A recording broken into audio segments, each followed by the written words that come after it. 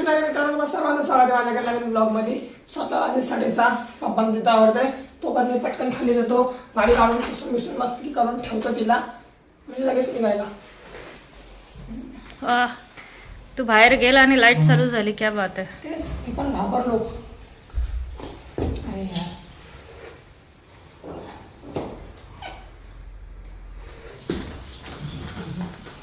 मित्रांनो आम्ही सकाळी सकाळी निघालो आणि गाडीचं ॲक्सिलेटरची वायर तुटली. मग काय, पप्पांनी धक्का दिला मी थोडासा. पप्पांनी आम्ही गाडी पुढं आणली, धक्का मारून अशी पार्किंगमध्ये एका बिल्डिंगच्या खाली लावली आणि मग तिथून आम्ही रिक्षा पकडून निघालो कॉलेजसाठी आणि पप्पा कामाला. तर मित्रांनो गेल्या एवढ्या दिवस त्याच्यासाठी मी प्रॅक्टिस करत होतो. मानाकडून पियानो आणलेला, ते आम्ही एकत्र बसून या रूममध्ये वाजवतो सगळेजण. आता तिथं तबला पण वाजतोय बाजूला, मी सुद्धा कॅशिओ वाजवतोय. तर मग तुम्हाला आहे ना मी ऐकवतो एक 3-3.5 मिनिटाचं गाणं, तुम्ही पूर्ण ऐका. खूप भारी गाणं बोललोय आम्ही सगळ्यांनी. चल स्टार्ट. ठीक आहे चल तू पण चल. 1 2 3 स्टार्ट.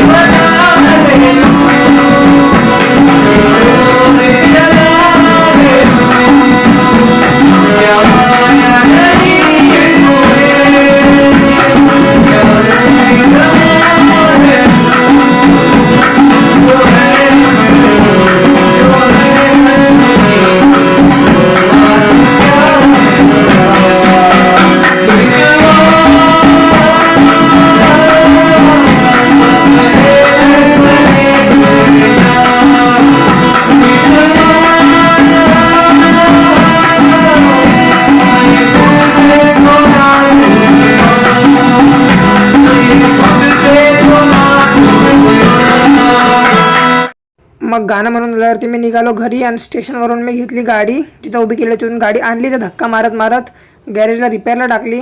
भूक लागलेली, दुपारचे 2 वाजलेले म्हणून कचोरी घेतली खायला तिथनं बाजूने. गाडीचं काम पूर्ण केलं आणि मग गाडी घेऊन घरी आलो. गाडीची ॲक्सिलेटरची वायर टाकली, गाडीचे आरसे बदलले, गाडीचा ब्रेकसुद्धा नीट करून घेतला आणि मग फायनली थकून म्हणतात ना कॉलवरून डायरेक्ट गेलो, काम करून घेतलं आणि घरी आलो. आणि मग घरी येऊन पण थोडंसं काहीतरी खाल्लं आणि गाडीला ऑइल वगैरे लागलेलं सगळीकडं, म्हणून मग आपलं पटकन पाण्याची बादली घेतली, गाडी उभी केली आपलं पाईपलाईनजवळ आणि पटकन अख्खी गाडी अशी चमकावून काढली, जेणेकरून अशी वाटू नये की धुळीने माखली वगैरे. तर पटकन गाडी धुतली आणि मग तिला पार्किंगला उभी केली आणि निघालो क्लाससाठी. मित्रांनो आता वाजले दुपारचे संध्याकाळचे 4 वाजता, 1 मिनिटच कमी आहे.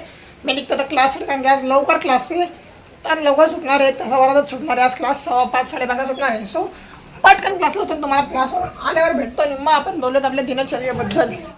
तर मित्रांनो क्लासच्या बाजूला होतं दत्त मंदिर आणि आज दत्त जयंतीसुद्धा होती. तर मग आम्ही सर्व मित्र क्लासमधले आम्ही गेलो, तिथं पाया पडलो, मग तिथून घरी आलो, कारण की आईचे होते आज मार्गशीर्ष उपवास आणि गुरुवार.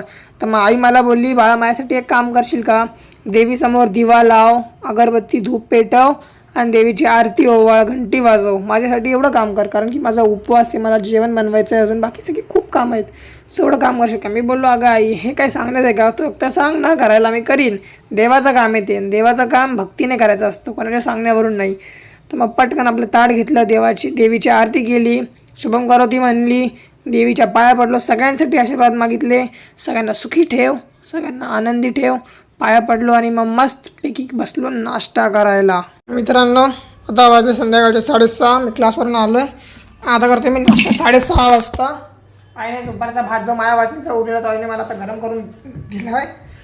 आता तो गरम झालेला भात जर खातो, पटापटा गरम आहे तोपर्यंत पोट भरतो जरा, कारण की रिकाम आहे, दुपारी पण काही खाल्लं नव्हतं. पटकन जेवतो, आपला नाश्त्यावर मग तुम्हाला भेटतो अभ्यासाला बसायच्या वेळेस. आता वाजलेत संध्याकाळचे 7:35 रात्रीचे.